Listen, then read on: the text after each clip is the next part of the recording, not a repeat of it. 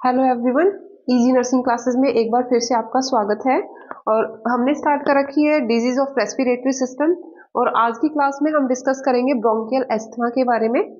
तो सबसे पहले जो ब्रोंकियल एस्थमा होता है that is the inflammatory disease of the lungs, that is the chronic inflammatory disease of the lungs.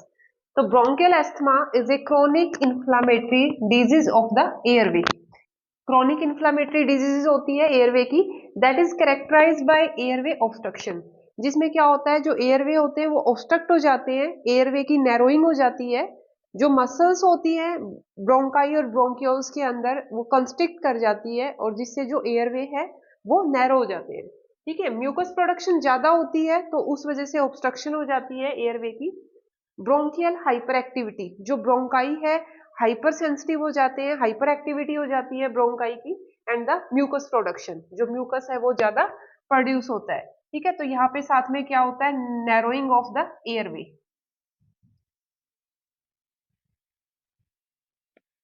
तो अगर हम बात करें डेफिनेशन की ब्रोंकियल एस्थमा की, तो bronchial asthma is a chronic inflammatory disease of the airway that is characterised by airway obstruction, bronchial hyperactivity and the mucus production. उसके बाद हम बात करते हैं रिस्क फैक्टर्स की, कि जो ब्रोंकियल एस्थमा होता है उसके रिस्क फैक्टर्स क्या होते हैं। तो रिस्क फैक्टर, अगर किसी की एस्थमा की पहले से ही फैमिली हिस्ट्री है तो उसको एस्थमा होने का रिस्क जो होता है बढ़ जाता है as compare to others. Allergy जो होता है ये मोस्ट कॉमन कॉज होता है एस्थमा का। अगर किसी पर्सन को कोई किसी चीज से एलर्जी है तो वो क्या हो सकता है, आगे जाके एस्थमा में कन्वर्ट हो सकता है। Chronic exposure to airway irritant and the allergen, अगर कोई पर्सन कंटिन्यू एक्सपोजर में आ रहा है, इरिटेंट या फिर जो एलर्जेंस हैं उनके कंटिन्यू अगर एक्सपोजर है किसी पर्सन का, तो वो भी एस्थमा कॉज कर सकते हैं। एक्सरसाइज जो है ये भी ट्रिगर कर सकता है एस्थमा को। कोई भी एक्सरसाइज कर रहा है पर्सन तो उसकी वजह से भी कई बार एस्थमा जो होता है वो ट्रिगर हो जाता है। रेस्पिरेटरी इन्फेक्शन है, बार बार रेस्पिरेटरी इन्फेक्शन अगर हो रहा है पर्सन को, तो that can also cause the asthma. Sinus problem है, किसी को साइनोसाइटिस है तो उसकी वजह से भी एस्थमा हो सकता है। Drugs and food addictives, food additives, drugs कोई ले रहा है, कोई मेडिसिन ले रहा है पेशेंट, तो वो भी एस्थमा कॉज कर सकती है। ड्रग्स की अगर हम बात करें तो मोस्ट कॉमन जो होती है नसेड्स होती है, non steroid anti inflammatory drugs, जिसमें क्या आती है, एस्प्रिन आती है या आइबुप्रोफेन आती है। तो ये ड्रग्स जो होती है that can cause the asthma. तो इसीलिए जो एस्थमा का पेशेंट होता है उसको हम एस्प्रिन जो होती है, नसेड्स जो होते हैं वो हम नहीं देते हैं, क्योंकि ये ट्रिगर कर देते हैं एस्थमा को। उसके बाद अगर फूड में कोई प्रिजर्वेटिव ऐड कर रखा है, कोई एडिटिव ऐड किया है फूड के अंदर, तो उसकी वजह से भी पर्सन को जो है वो एस्थमा हो सकता है। उसके बाद है GRD, gastro oesophageal reflex disease. तो जीआरडी अगर किसी को हो रहा है, बार बार एसिड रिगर्जिटेशन हो रही है पर्सन को, तो उसकी वजह से भी जो एस्थमा है वो कई बार ट्रिगर हो जाता है, पेशेंट को एस्थमा हो सकता है। इमोशनल स्ट्रेस है पर्सन की लाइफ में, तो उसकी वजह से भी जो है वो अस्थमा हो सकता है, ये भी एक रिस्क फैक्टर है अस्थमा के लिए, इमोशनल स्ट्रेस।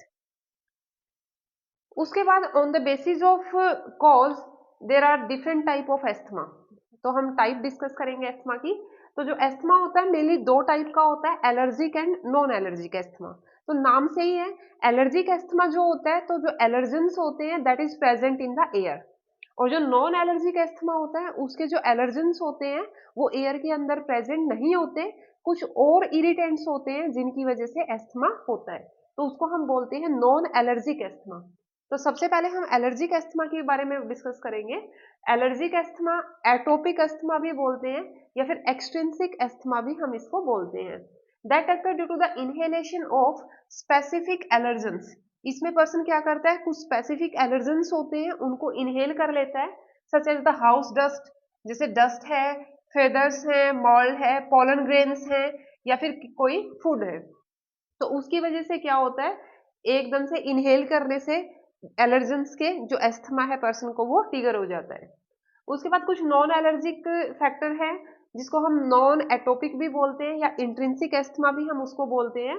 तो इसमें क्या आता है, कोई एयर पॉल्यूशन की वजह से एस्थमा है, ज्यादा कोल्ड है या फिर ज्यादा हीट हॉट एनवायरनमेंट है, वेदर चेंज हो रहा है एकदम से, स्मोक की वजह से हो सकता है, या फिर रूम डिओड्रेंट, या फिर कोई डिओड्रेंट जो है वो रूम के अंदर स्प्रे किया है उसकी वजह से भी पेशेंट को एस्थमा हो सकता है। RTI रेस्पिरेटरी ट्रैक्ट इन्फेक्शन हो रहा है पर्सन को, इमोशंस की वजह से या एक्सेसिव स्ट्रेस की वजह से भी अस्थमा हो सकता है। हमने बात की पीछे नसेड्स की, non steroid anti inflammatory drugs जो होती हैं ये भी ट्रिगर फैक्टर का काम करती है, ये भी अस्थमा कोज कर सकती है। इसीलिए अस्थमा के पेशेंट को हम नसेड्स नहीं देते, जैसे कि एस्प्रिन है वो अस्थमा के पेशेंट को नहीं दी जाती।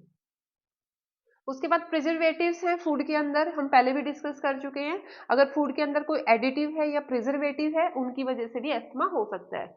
अगर एयर को छोड़ के, एयर एलर्जेंस को छोड़ के ये अदर फैक्टर्स हैं जो अस्थमा कोज कर सकते हैं, तो उस अस्थमा को हम बोलेंगे non allergic, non atopic and the intrinsic asthma. Non allergic asthma की टाइप और भी दे रखी है, और भी टाइप है। एक्सरसाइज इंड्यूस्ड अस्थमा, ये भी इसी में आता है। एक्सरसाइज की वजह से अस्थमा हो रहा है पेशेंट को। ऑक्यूपेशनल अस्थमा, पेशेंट का ऑक्यूपेशन ही ऐसा है जहां पे पर्सन काम कर रहा है, वहां पे ऐसे एलर्जेंस हैं जो अस्थमा कोज कर रहे हैं, इरिटेंट्स हैं, तो उसको हम बोलेंगे ऑक्यूपेशनल अस्थमा। ठीक है, जैसे कोई पर्सन है, कोई फार्मर है, तो उसको हो सकता है ऑक्यूपेशनल अस्थमा, या कोई इंडस्ट्री में काम कर रहा है पर्सन तो उसको हो सकता है। तो इस तरह से ऑक्यूपेशनल अस्थमा जो है वो डिफरेंट टाइप के ऑक्यूपेशंस हैं जहाँ पे इरिटेंट्स प्रेजेंट हैं, तो उनकी वजह से जो पर्सन है उसको अस्थमा हो सकता है। फिर है कफ वेरिएंट अस्थमा। कफ वेरिएंट अस्थमा में क्या होता है कि अदर जो सिम्टम्स होते हैं अस्थमा के वो प्रेजेंट नहीं होते, जैसे कि वीजिंग है, टाइटनेस ऑफ चेस्ट है, डिज्निया है। तो इसमें क्या होता है, पर्सन को सिर्फ कफ होती है, ड्राई कफ होगी है सिर्फ, तो उसको हम बोलते हैं कफ वेरिएंट अस्थमा। यानी कि जो अदर सिम्टम्स हैं वो प्रेजेंट नहीं होंगे, लाइक द डिज्निया, चेस्ट टाइटनेस। ठीक है, तो ये अगर सिम्टम नहीं है, सिर्फ ड्राई कफ है, तो that is called the cough variant asthma.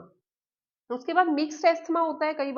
कई बार पर्सन जो होता है उसको एलर्जिक भी होता है, और नॉन एलर्जिक जो इरिटेंट्स होते हैं उनसे भी अस्थमा जो है वो ट्रिगर हो जाता है, तो इसको हम बोलते हैं मिक्स्ड अस्थमा। तो हम डिफरेंशिएट नहीं कर पाते उसको कि ये एलर्जिक टाइप है या फिर नॉन एलर्जिक टाइप है। तो इस तरह का अगर पेशेंट को अस्थमा है, दोनों से है, इरिटेंट से भी है, एयर पोल्यूटेंट से भी, एयर एलर्जन से भी अस्थमा है, तो that is called the mixed asthma. ठीक है, उसके बाद हम डिस्कस करेंगे पैथोफिजियोलॉजी ऑफ द एस्थमा। उसके बाद हम डिस्कस करेंगे pathophysiology of asthma.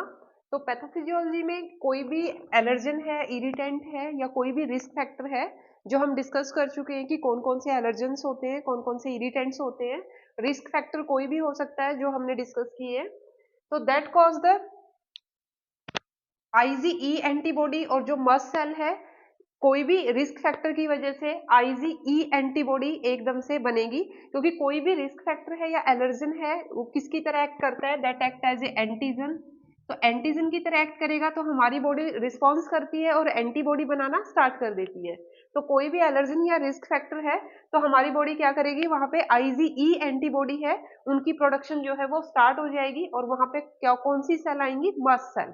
Must cell वहां पे पहुंच जाएगी और IgE एंटीबॉडी है वहां पे प्रोड्यूस होना स्टार्ट हो जाती है। ठीक है, जो IgE एंटीबॉडी है और जो मस्ट सेल है ये क्या करेगी, वहां पे इन्फ्लामेटरी रिस्पॉन्स स्टार्ट हो जाता है लंग्स के अंदर, एयरवे के अंदर, और इन्फ्लामेटरी मेडिएटर्स जो होते हैं मस्ट सेल सीक्रेट करती है। जो इस्नोफिल्स हैं, हमने पहले भी पढ़ा हुआ है कि जो इस्नोफिल्स होते हैं उसमें क्या होता है, एलर्जिक रिएक्शन अगर कोई भी होती है तो इस्नोफिल्स के नंबर जो है ब्लड के अंदर इंक्रीज हो जाते हैं। तो यहाँ भी क्या होगा, योसिनोफिल्स जो होते हैं उनके नंबर जो है वो इंक्रीज हो जाएंगे, इन्फ्लामेटरी जो रिस्पॉन्स है वो स्टार्ट हो जाएगा, इन्फ्लामेटरी मेडिएटर्स रिलीज होंगे from the mast cell and the eosinophils. जो इन्फ्लामेटरी मेडिएटर्स होते हैं लाइक द सीरोटोनिन, ब्रेडिकाइनिन, तो इन्फ्लामेटरी मेडिएटर्स जो होंगे लाइक द सीरोटोनिन, ब्रेडिकाइनिन, ये क्या करते हैं, they cause the bronchoconstriction, bronchoconstriction cause करेंगे, और एयरवे को क्या करेंगे, they cause the narrowing of the airway. इन्हीं की वजह से जो एयरवे होता है वो नैरो हो जाता है, क्योंकि ये ब्रोंको कंस्ट्रिक्टर्स होते हैं, ये जो केमिकल रिलीज करती है मस्ट सेल एंड द योसिनोफिल्स। यहाँ पे मैक्रोफेजेस और लिम्फोसाइट्स जो हैं वो भी यहाँ पे इकट्ठा हो जाएंगे आके इन्फिल्ट्रेट करके ब्लड वेसल से। उसके बाद अर्ली फेज में दो फेजेस होते हैं अस्थमा के अंदर। सबसे पहले अर्ली फेज आता है। अर्ली फेज जो होता है वो 30 to 60 मिनट्स के बाद आता है, और अर्ली फेज में क्या होता है, जो केमिकल्स रिलीज हुए हैं, इन्फ्लामेटरी मेडिएटर्स रिलीज हुए हैं, उनकी वजह से क्या होगा, ब्रोंकोस्पाज्म होगा, जो इन्फ्लामेटरी रिएक्शन वहां पे स्टार्ट हुई है तो म्यूकस प्रोडक्शन है वो इंक्रीज हो जाएगा, और साथ में वस्कुलर लीकेज होगी। वस्कुलर लीकेज का मतलब है कि ब्लड वेसल्स हैं, उनकी जो वॉल होती है, ब्लड वेसल्स की जो एंडोथेलियम होती है, वहां पे वॉल है, वो थिन हो जाएगी, और यहां से क्या निकलेंगे, लिम्फोसाइट्स, और जो मैक्रोफेजेस हैं वो इनफिल्ट्रेट करके बाहर निकल जाएंगे। तो that is the vascular leakage. उसके बाद है म्यूकोजल एडिमा, जो एयरवे है वहां पे जो म्यूकोसा है वहां पे स्वेलिंग हो जाएगी और म्यूकोजल एडिमा होगा, जिसकी वजह से एयरवे क्या होगा, फिर से एयरवे और ज्यादा नैरो हो जाएगा। तो ये अर्ली फेज में होगा, और अर्ली फेज में कितना टाइम लगता है, 30 to 60 मिनट्स। उसके बाद लेट फेज के सिम्टम्स कब आएंगे, 5 to 6 आवर्स पे ये जो सिम्टम्स होते हैं लेट फेज के, ये पीक पर होते हैं। यहाँ पे क्या होगा, इनफिल्ट्रेशन पहले हो चुकी है, हमने पढ़ा अर्ली फेज में जो है पहले इनफिल्ट्रेशन हो चुकी है, इनफिल्ट्रेशन लिम्फोसाइट और मैक्रोफेजेस पहुंच चुके हैं। उसके बाद इनफिल्ट्रेशन क्या होगी, योस्नोफिल्स और न्यूट्रोफिल्स जो होते हैं वहां पे पहुंच जाएंगे। ये सारे के सारे WBC के टाइप्स हैं, eosinophils, neutrophils, lymphocyte, macrophages, all these are the types of white blood cells. तो सारी की सारी जो व्हाइट ब्लड सेल्स हैं वो सारी की सारी वहां पे इकट्ठा हो जाएगी ब्लड वेसल से बाहर निकल के, और जो ब्रोंकियल है हमारे, उनमें क्या होगा, हाइपर एक्टिविटी हो जाएगी ब्रोंकियल्स की। फिर 1 से 2 दिन में क्या होगा, वहां पे इन्फिल्ट्रेशन हो जाएगी, मोनोसाइट्स आ जाएंगे वहां पे, और जो लिम्फोसाइट्स हैं 1 से 2 दिन के बाद वहां पे आ जाएंगे। इनके आने के बाद क्या होगा, पेशेंट को कफ होगी, चेस्ट टाइटनेस होगी, पेशेंट को डिज्निया फील होगा। तो ये सारी के सारे जो क्लिनिकल सिम्टम्स हैं वो आने स्टार्ट हो जाते हैं। ठीक है, ये थी हमारी पैथोफिजियोलॉजी ब्रोंकियल एस्थमा का। तो इसमें क्या होता है, मेनली हमने यहाँ पे ध्यान रखना है कि जो एलर्जिक रिएक्शन होती है एस्थमा के अंदर, जो इरिटेंट्स होते हैं, उसकी वजह से क्या होता है, they act as a antigen, और हमारी बॉडी क्या प्रोड्यूस करती है, IgE एंटीबॉडी हमारी बॉडी प्रोड्यूस करती है। तो IgE एंटीबॉडी एस्थमा के अंदर बनती है, और यहाँ पे इंफ्लेमेटरी मेडिएटर्स रिलीज होते हैं। किससे रिलीज होंगे, from the mast cell and the eosinophils. ये इंफ्लामेटरी मेडिएटर्स रिलीज करते हैं, हमने पढ़ा like the serotonin and the bradykinin, जो क्या होते हैं, ब्रोंको कंस्ट्रिक्टर होते हैं और एयरवे को नैरो कर देते हैं। उसके बाद अदर टाइप्स है जो लिम्फोसाइट्स की, लाइक द मैक्रोफेजेस हैं, मोनोसाइट्स हैं, सारे के सारे इनफिल्ट्रेट होके वहां पे इकट्ठा हो जाते हैं, और उनकी वजह से क्या होगा, साथ में इन्फ्लामेशन की वजह से म्यूकस प्रोडक्शन इंक्रीज हो जाएगा, म्यूकोजल एडिमा हो जाता है, और वहां पे जो ब्रोंक्यूल्स हैं उनकी क्या होगी, हाइपर एक्टिविटी हो जाती है ब्रोंक्यूल्स की। ठीक है, तो हमने पढ़ लिया है पैथोफिजियोलॉजी के बारे में एस्थमा की। उसके बाद हम डिस्कस करते हैं क्लिनिकल मैनिफेस्टेशन। इन सब की वजह से क्या क्या क्लिनिकल मैनिफेस्टेशन होगी। तो इसमें क्या होता है, एस्थमा के अंदर सबसे मेन जो सिम्टम होता है एस्थमा का, that is the cough. Patient को कफ होती है, और पेशेंट को रुकती नहीं है कफ, इतनी ज्यादा कफ होती है, पेशेंट रोकने की कोशिश करता है तो रुकती नहीं है। कफ ड्राई भी हो सकती है और वेट भी हो सकती है, यानी कि म्यूकोइड भी, म्यूकोप्यूरुलेंट भी हो सकती है। वीजिंग होती है अस्थमा के अंदर, अगर हम अस्कल्टेट करके देखते हैं तो वीजिंग की साउंड आती है। उसके बाद चेस्ट टाइटनेस फील करता है पेशेंट, चेस्ट जैसे टाइट हो रही है। उसके बाद है डिज्निया, शॉर्टनेस ऑफ ब्रेथ होती है, डिफिकल्टी होती है ब्रीदिंग के अंदर, म्यूकस प्रोडक्शन ज्यादा होती है एस्थमा के अंदर, और एयर हंगर होती है पेशेंट के अंदर, जिसकी वजह से क्या होता है, पेशेंट को फटीक होती है, पेशेंट थक जाता है सांस लेते लेते। साथ में इन्फेक्शन हो जाता है कई बार, तो फीवर भी होता है पेशेंट को। इसमें पेशेंट में क्या होता है, नैरोइंग हो गई है, तो जो ऑक्सीजन है वो प्रॉपर अमाउंट में जो है वो लंग्स के अंदर नहीं जा रही, तो क्या होगा, पार्शियल प्रेशर ऑक्सीजन का कम हो जाता है ब्लड के अंदर, क्योंकि एक्सचेंज नहीं हो रहा है, और CO2 का जो पार्शियल प्रेशर है वो इंक्रीज हो जाता है, तो पेशेंट को क्या होगी, साइनोसिस होगी। तो ऑक्सीजन, टिश्यू तक ऑक्सीजन जो है कम मिलेगी, तो हाइपोक्सिया होगा टिश्यू के अंदर, और बॉडी के अंदर क्या हो जाती है, साइनोसिस हो जाती है। उसके बाद नेजल फ्लेयरिंग होगी, जो पर्सन को एयर हंगर होती है तो ज्यादा एयर लेता है पर्सन, बाहर से इनहेल ज्यादा करता है, तो जो नेजल नोस्ट्रिल्स होते हैं वो वाइड हो जाते हैं, तो नेजल फ्लेयरिंग होती है। पर्सन को क्या होता है, फटीक फील होती है, बार बार इनहेल कर रहा है, फोर्सफुली इनहेल कर रहा है, तो इसमें क्या होती है, डाइफोरेसिस होगी, स्वेटिंग हो जाती है साथ में। पर्सन को एंजाइटी होती है, जो सांस लेने में दिक्कत हो रही है तो पेशेंट एंसियस फील करता है, तो एंजाइटी होगी। और एस्थमा अगर सीवियर है, बहुत ही ज्यादा डेली अटैक अगर अस्थमा के आ रहे हैं, तो पेशेंट को क्या है, रेस्पिरेटरी अरेस्ट भी पेशेंट को हो सकता है। उसके बाद हम बात करते हैं स्टेटस एपिलेप्टिकस की। This is the complication of asthma.